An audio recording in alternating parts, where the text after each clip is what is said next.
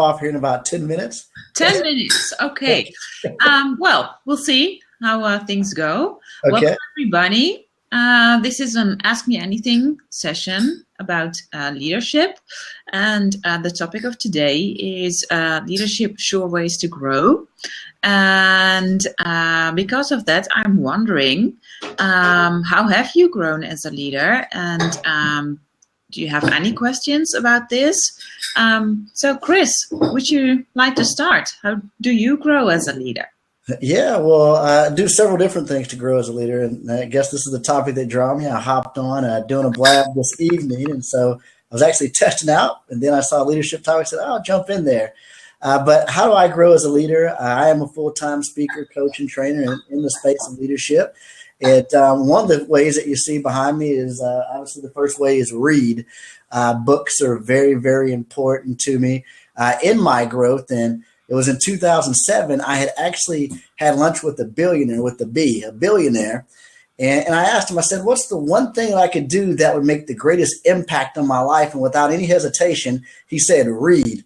Now I thought, well, sure, I can read, but no, what's the real secret? And he said, read. And what he said, that he attributed his billions of dollars to reading over 5,000 books throughout his lifetime. And so he says, when you read, it's going to help you build a vocabulary in your mind of overcoming insurmountable odds. It's going to allow for you to have experiences that you could not have. And from that day forth, I began to read. And so behind me, you see a good portion of my book collection. But, that's one of the major things I do as a leader to grow is read. Okay. And what book comes to mind when you think of leadership? What book comes first? Oh gosh, the one that I always go to and one I teach every single week is the 21 Laws of Leadership by John Maxwell. Okay. Obviously John's written more leadership content than anybody on the planet worldwide. And has been taught it over 40 years, but the 21 Laws of Growth has really got the most foundational base teaching of leadership and view of leadership that I've seen out there. So I've had the privilege of teaching that each and every single week for over 4.5 years.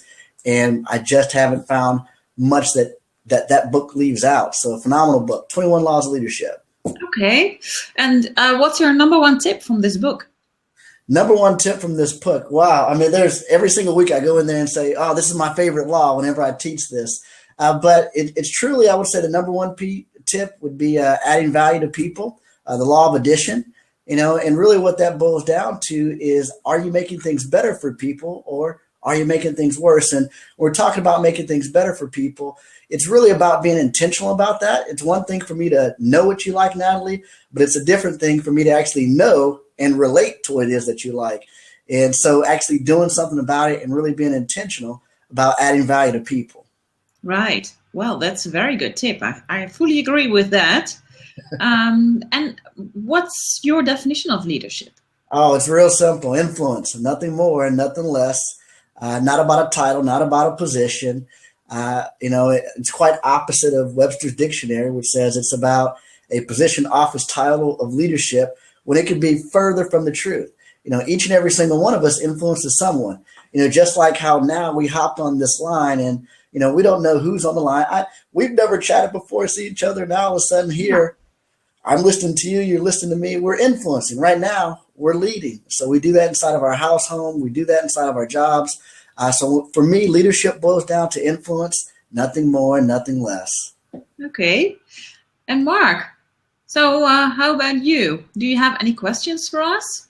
I don't know if you've ever blabbed before, but if you do have questions, you could jump in the seat on the button or type it in the chat bar. That's okay as well. You could start your question with /Q, then a space, and then type your question. But since there aren't too many people here yet, you could post it like you want. You lack confidence. Yeah. Okay, so you lack confidence to jump in the seat maybe as well. Yeah, okay. So could you elaborate a bit more about this? What kind of confidence would you like to have? meeting people Right. Yeah. in a specific place, maybe in a bar or in the office or In the chat room. in the chat room. Yes, you're a musician. Okay, and what kind of people would you like to meet, for instance?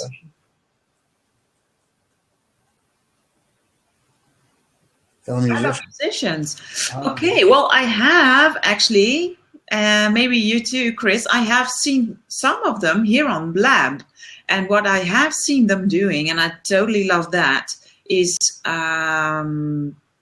they were playing music together simultaneously. So maybe one of them was in Australia, one in the USFA, one in Europe, and they were playing together on Blab. So you've seen them too, okay. And what did you think of them? Did you feel like joining them in the seat? like small talk. Oh, okay. So tell us, how could we help you? You want advice on building confidence, but what's the what? Yeah, why don't you have confidence? What's holding you back?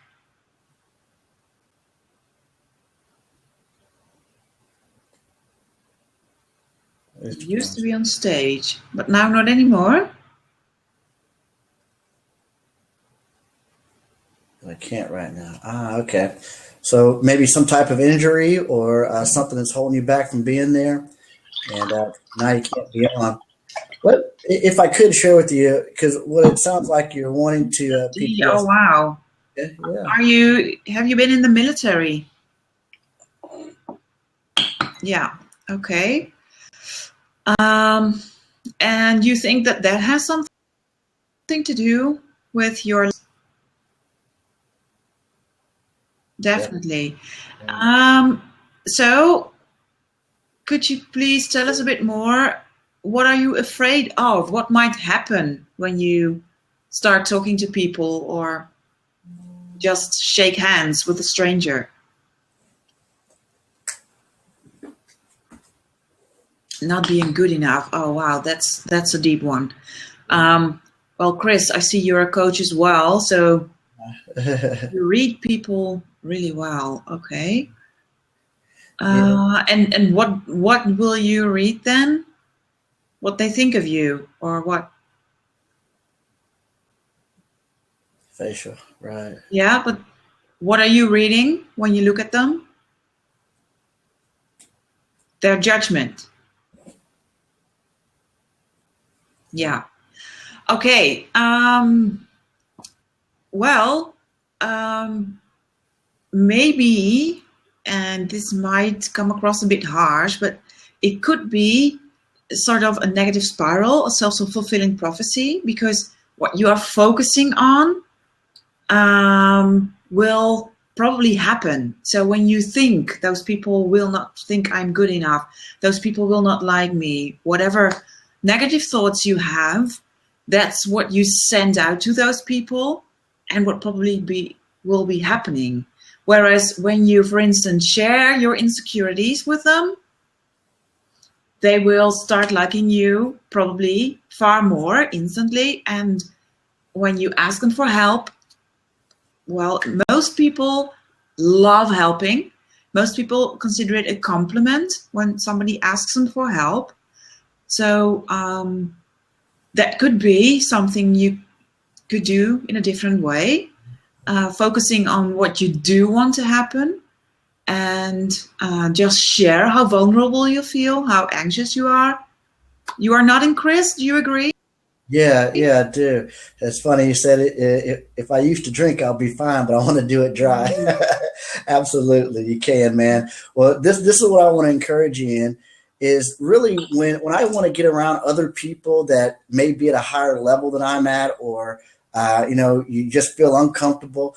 You have to get comfortable in that uncomfortable space. But if you want to attract those type of people to you, I do it in one of two ways. I believe that you can get mentors in your life either by seeking to serve or paying to play.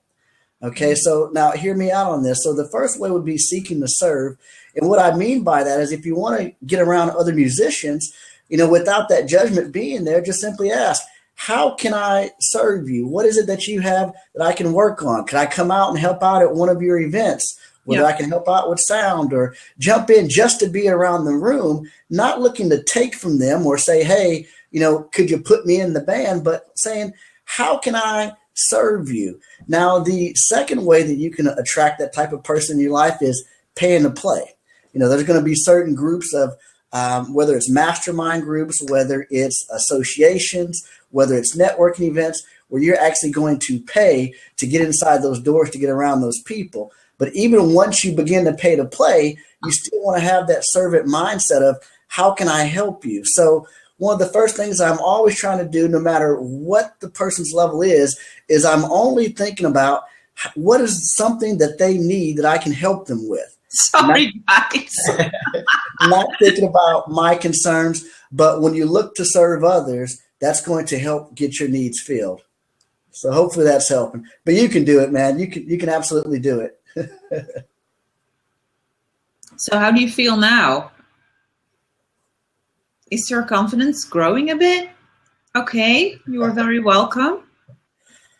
Would you like to join us now? He said, I feel good. Finally. Hi, Eileen. Do you want to join us? Simply click if you do. Click the join button. You can jump in. Oh, I'm sorry. Okay. Great. Wow. Hi, Sad. Would you like to jump in? There we go. Welcome aboard. Thank you very much, Eileen, for the love. Wow. Okay, Great. because, but if anyone wants the seat, please feel free to jump in. We would love to talk to you. And Right. Nice to meet you, Eileen. All right. Sad. Let me see. Mark, did we help you? Or do you have any more? Do you have any more questions that we could help you with? Oh, indeed. Awesome. Okay. Good to hear that. So share that you feel vulnerable and ask for help and try to be of value. Try to look up other people and ask them to help you. And I think that will work. And you will, take steps from there, I'm sure. Good. Looks like you got some business questions in a recording studio. Tell us about the business questions. What do you have there? Hi, Holly. Hello? Yes, do you have some business questions as well? Share them. More confidence, people say. Yeah, and you will. It takes time, though. It's one of those things where you got to get some small wins underneath your belt. And once you get those small wins, it's going to give you that confidence. But here's what I believe. I speak, all across the U.S. And, one of the things I do is people ask me all the time, well, Chris, do you ever feel nervous or, feel like you're in above your head? And I can tell you, little fella, absolutely. Absolutely. And is there a script that you can fall back in on a meeting? There's not a script that you can fall back on per se out loud, but let me give you the script that I use before I walk on any stage or in front of any group. The script is this. I simply say the only thought that's going through my mind before I step on a stage is, I was built for this moment.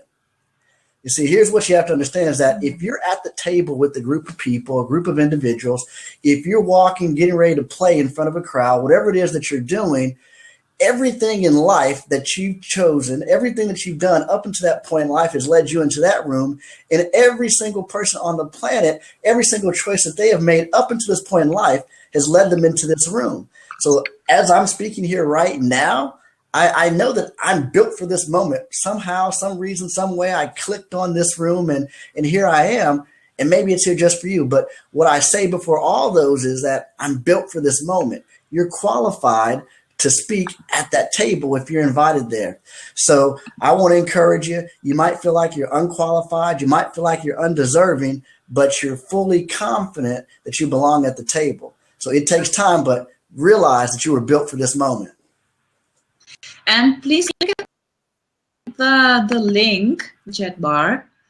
I think it's a wonderful TED Talk. I don't know if you're familiar with it, if you've seen it before, Chris, but I think it will help you, Mark, because this lady, what's her name? Amy Cuddy, she talks about power posing.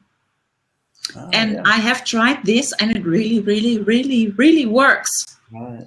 And she says what you should do before you enter a room or climb on the stage or whatever things that you think are very scary things to do.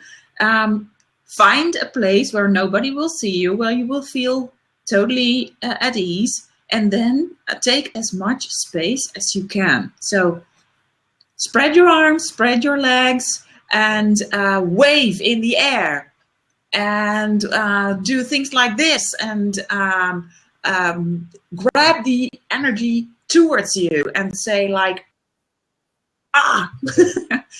So I can imagine that you don't want any audience with that. But even when your confidence grows, you might be thinking that that's a good idea to do this in front of whoever passes by and you don't even bother. But that really, really, really works. Instead of what people who are afraid tend to do is to make themselves small. So what really helps is to take all the space that you can and to say to yourself, like Chris just said, I'm here to rock and I will do this and I will totally be a star. Right. Yep. Absolutely. Oh, sorry, we missed some. Saad, you've seen this, yes. Tony Robbins. Yes, that's a motivational coach as well. So, Saad, would you like to share your experience with this subject? Yeah, would you like to jump in?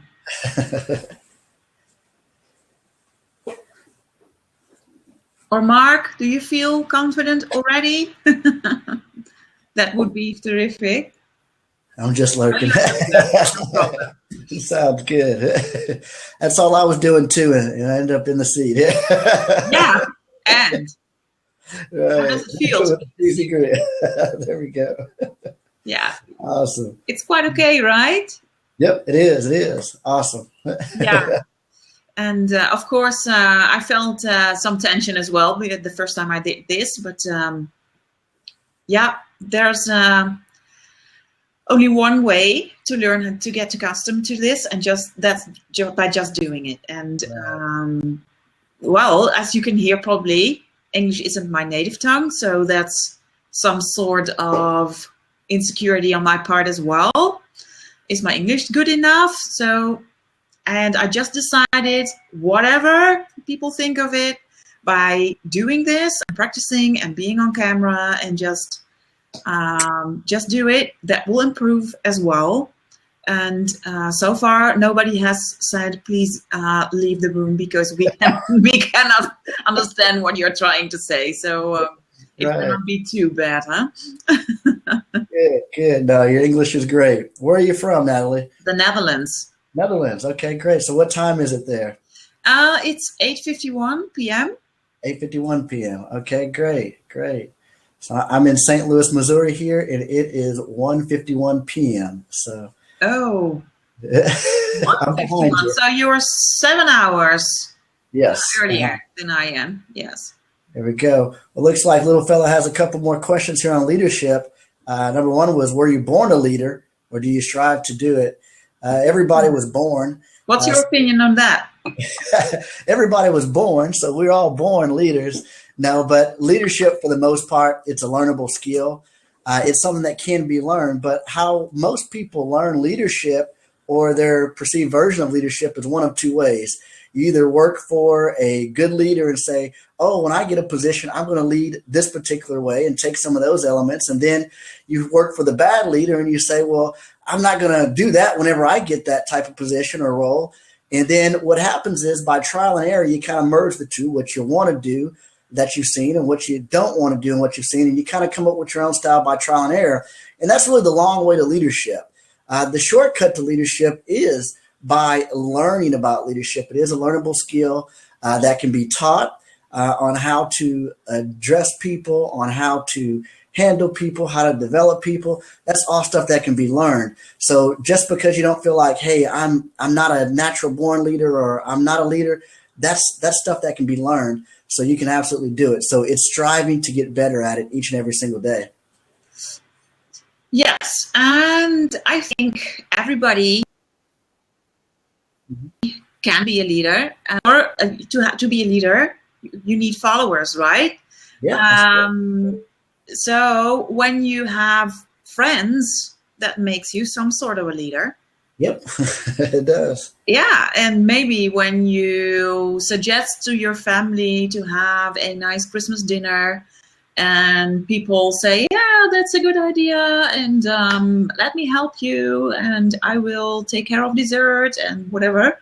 I think that's leadership in action as well. So people think that to be a leader, you have to be like Obama, but to me, that's not the case. You just need followers. You just need to be a motivator, to be an enthusiast, to do things that people make say, yes, I like this. Yes, I will join you. Right. So that's leadership in action to me. Absolutely. You're absolutely right. And then we got the tech bloke down there says he thinks it's important to take small baby steps and put yourself in decision-making positions. You're absolutely right. You know, it's leading yourself well first before you lead others. So showing that, hey, I make good decisions, and then asking yourself as a leader, you know, would I follow me? You know, that's really the first question we got to ask yourself is, hey, Natalie, would I follow Natalie? You know, or Chris, would I follow Chris? You know, and if we don't what's your answer to that? Right. Would you follow Chris? Yes, to that question, then we got some work to do. Yeah. Okay. So Saad, just to make it clear, I don't think leading is only in decision-making positions. That's correct. For corporate companies or whatever. So what are your thoughts about that, Saad?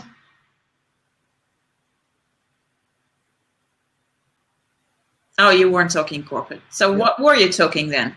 Talking everyday life. Just talking everyday life, it seems. So I think he's on the same accord with leadership being influence, nothing more, nothing less. Impacting where you are. Awesome. And to me, leadership as well, in means of growth, is growing as a person. Right. So let me see. Basically, the next time your friend asks what to have for dinner, don't spend 30 minutes discussing. Right. Why not? You want me to be decisive on that? Does leadership mean the full person who gets all the blame? Sometimes, yeah. Yes. In Dutch, my mother tongue, leadership is written with like leiderschap. That's leadership in Dutch. And leiden, you can write it with either EI, and that means to lead. But leiden can also be written with IJ, and then it means to suffer. Ooh, that's good. So in Dutch, the pronunciation of leading and suffering is the same. It's not written completely the same, but the pronunciation is the same. And I think it's very close, and that leadership comes with suffering many times. Yeah. Do you agree, Chris? Yeah, absolutely. And that's the thing, you know, when it comes to taking the blame or things not going right, you know, you have to get over the fact of, or thinking that failure is permanent. You know, just because you fail doesn't make you a failure. And in order for you to succeed, there's going to be failure. So you can't expect to just come out the first time and do something perfect. And so you have to get comfortable with failing and failing faster. So yes, there's going to be somebody to blame, but take the blame. It's a lesson that you'll learn, and you'll have that experience that you can carry on. Yeah. What kind of a leader are you, Chris? A servant leader or more of an autocratic? No, I would go more with servant. I just really love people, and I follow a real simple philosophy with leadership: treat people like people, and treat adults like adults. And it's a real simple philosophy to follow. And I'm real laid back. I'm not an overbearing, get it done or yelling at people. No, that's you're an adult. You're a human being. This is what we talked about. This is what we're going to do, and this is how we're going to do it, and we'll work together. We'll get it worked out. Okay, I see Mark has another question. What size group of people do you think you can lead? Ooh, that's a good question. Yeah, depends. That depends. Yeah. I've been, I've had the good fortune of working with the company that grew from 18 employees to over 900, 800, 900 before I left. When we grew that size within a 6-year period. And I was number 5 on the totem pole there with that company of over 700, 800 people there. And so it was, it just depends. At certain times, you're going to lead smaller groups. At certain times, you're going to lead a group of leaders that lead a group of leaders. So you have to look at not only your direct reports, but are you just leading followers or are you leading leaders? That makes a big difference. Yeah. Hi, Sean. Would you like to join us in the seat? If you do, just click the button. So yes, I agree. It depends. But to me personally, what I like is to have some sort of a personal relationship with people.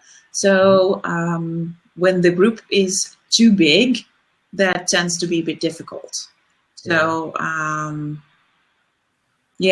think up to 20, 25 people, you can have a personal relationship with people and really get to know them. And when groups are bigger, of course, you can still lead them, but you have to accept that there will be more of a distance. Right, yeah. And there will probably be another management layer underneath you because the scope will be too big, too wide. Yeah, that's correct.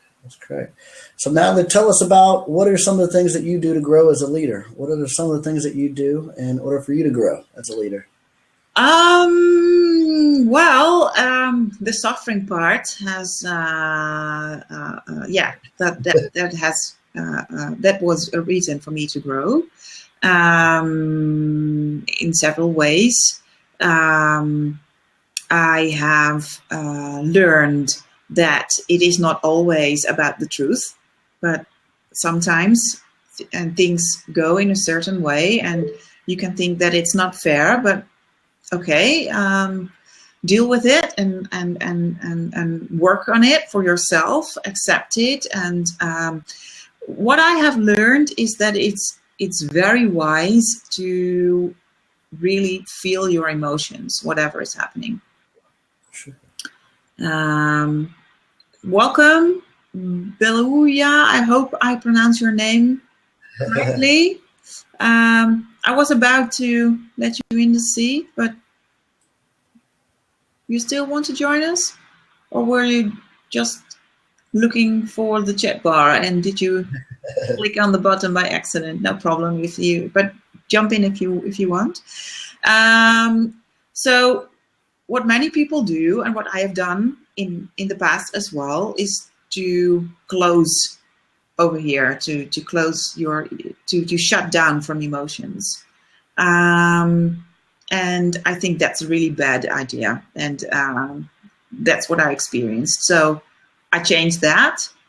Now I have an open connection, so to say, between my mind and my heart. And yes, now I work from there. So not only rational, but I'm feeling as well. And I'm talking about that to other people, what's happening, what I would like, what needs are, stuff like that. Right, great. Empathy, yes, that's it. And well, even better, and maybe you mean the same thing, but I've learned that there is a difference between empathy and compassion.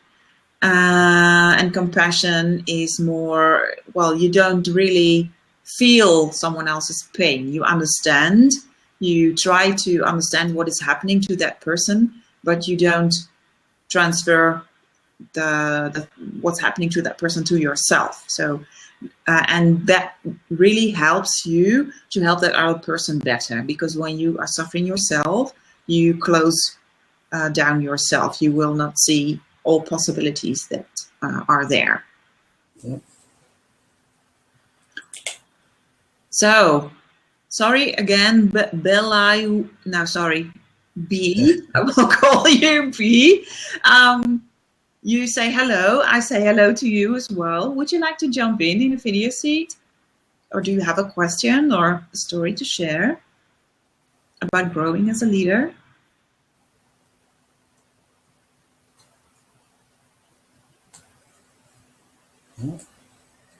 Awesome. Well, this evening, well, for me, it's like I said, 9 o'clock here in the Netherlands. So that's why I say this evening.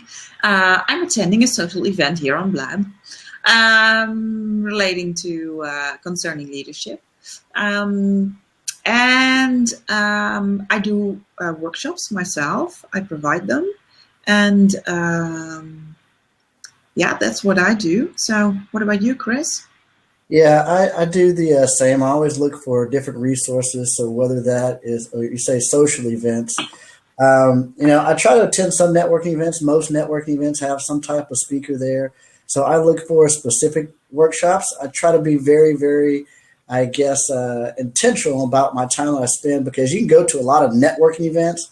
Doesn't mean that they're of any value to you. So when you're going to a social event, you want to make sure that you have some type of common interest in what the group is meeting about, and B, you like the people that are there, and then that's going to help you build that leadership skill, or instill a leadership skill of just really connecting with people, influencing people, getting to know people, adding value to people. So I think every social event instills leadership skills, but it's about being intentional. So what's your forte in leadership? Which business or corporate? So I guess, so what's my forte is I do three things. So I speak conferences and events. I also do one-on-one executive coaching inside of companies, working with from the CEO down to about middle management there. And then we work with the high potentials to help develop them. And then I do group trainings for companies as well too. I also do some work inside of the faith space as well. So I do speak at different churches and things like that from time to time, but I still stay in the leadership space. So all I'm doing is talk about what I speak corporately. I speak about it in the church. That's it. Yeah. So those are the things I do. Wonderful. And I do similar things. And although the topics that I do workshops about or blog about or whatever, it's not always officially leadership, but I think, like you just said, Chris, whatever topic, whatever situation you describe, it always comes down to leadership, at least personal leadership. Right. Yep, absolutely. Taking responsibility, trying to learn and to grow and to see. Well, I work, that's interesting to mention as well, I think. I work with what makes people strong and energetic. So that's another thing than what most people call strengths, because most of the time people talk about stuff that they are good at. But when you're good at something, you don't necessarily get energy from it. Right. Yeah. It might drain you. And it could be something that made you happy early in your career, but now, more senior, you don't like it anymore. But people keep on asking you to do it because you are good at it. Right. So it's very important to know for yourself what you like to do, what gives you energy. Could even be things that you are not good at yet, but that you are willing to learn. And to talk about that to people, to explain to them what gives you energy, what drains you, and what you would like to do and how they could help you, where you want to help and stuff like that. Because if you don't tell people, they will not know and they cannot do anything about it. They will keep on asking you for the things that are convenient to them that you can do very well. Right. Yep. Absolutely. And that's personal leadership to me as well, to find this out for yourself, to acknowledge it and to address it to other people, to stand up for yourself. There you go. Awesome. Okay, very well. You're welcome, Mark.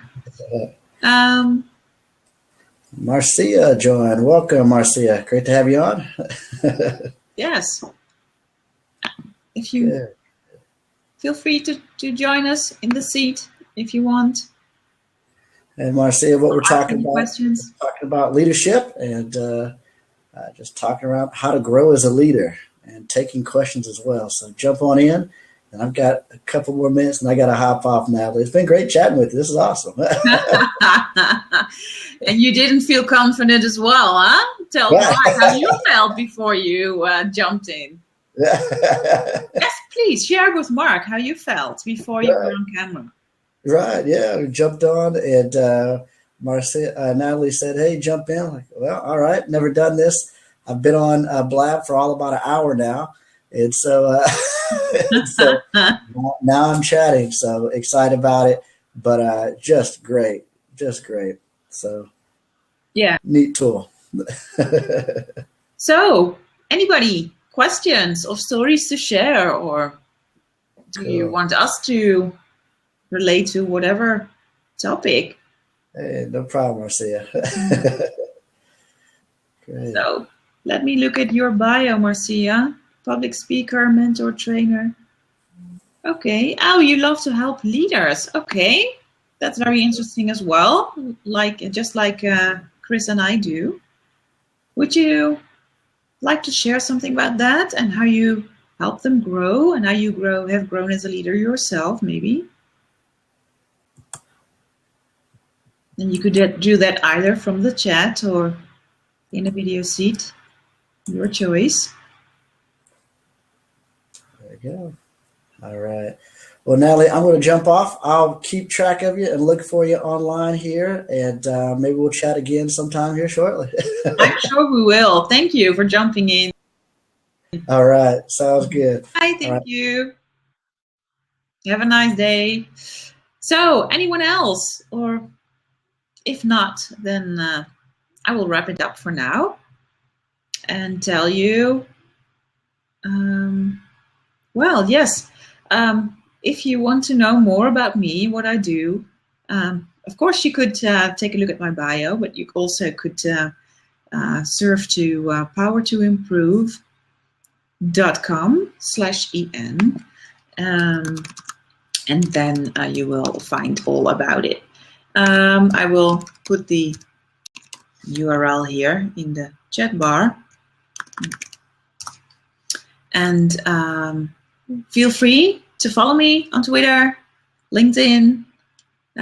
Take a look at the website and tell me what you would like me to talk about the next time, or what I could do for you, how I could help you. Thanks for the props. And one more chance. Jump in if you want. And if not, to see you next time.